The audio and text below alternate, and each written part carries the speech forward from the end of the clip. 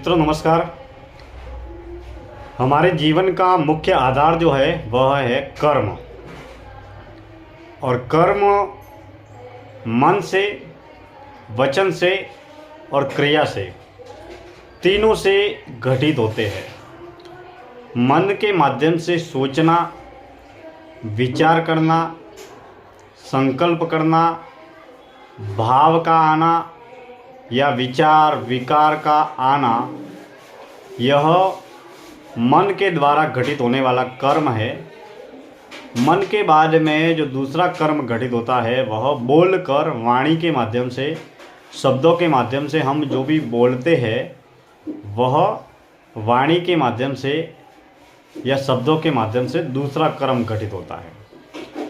और तीसरा कर्म जो घटित होता है वह है जब हम क्रिया करते हैं।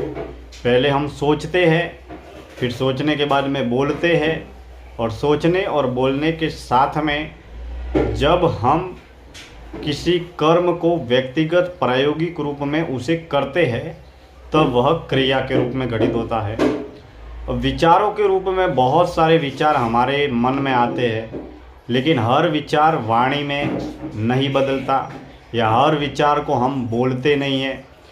फिर हम बोलते भी बहुत सारे विचार है, बातें भी बहुत सारी करते हैं, सोचते भी बहुत कुछ है, लेकिन जो बोलते हैं या सोचते हैं वो सारा के सारे कर्म क्रिया के रूप में घटित नहीं होते हैं।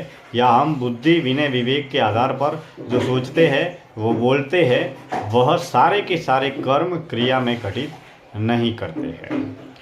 अब मन, वचन और कर्म तीनों रूपों में कर्म जब घटित होते हैं, लेकिन महत्वपूर्ण सवाल ये है कि हर कर्म के बारे में, सोचने के बारे में, बोलने के बारे में और करने के बारे में कर्ता या भोक्ता उस कर्म को करने के प्रति कितना शुद्धता, सत्यता, जागरूकता और सात्विकता को अपनाता है।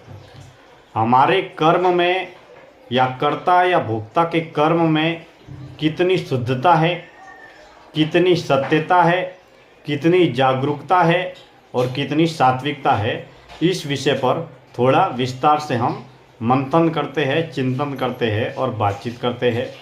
कर्म की शुद्धता, हम जो सोच रहे हैं वह शुद्ध कितना है, हम जो बोल रहे हैं उसमें शुद्धता कितनी है, हम जो क्रिया या कर्म कर रहे हैं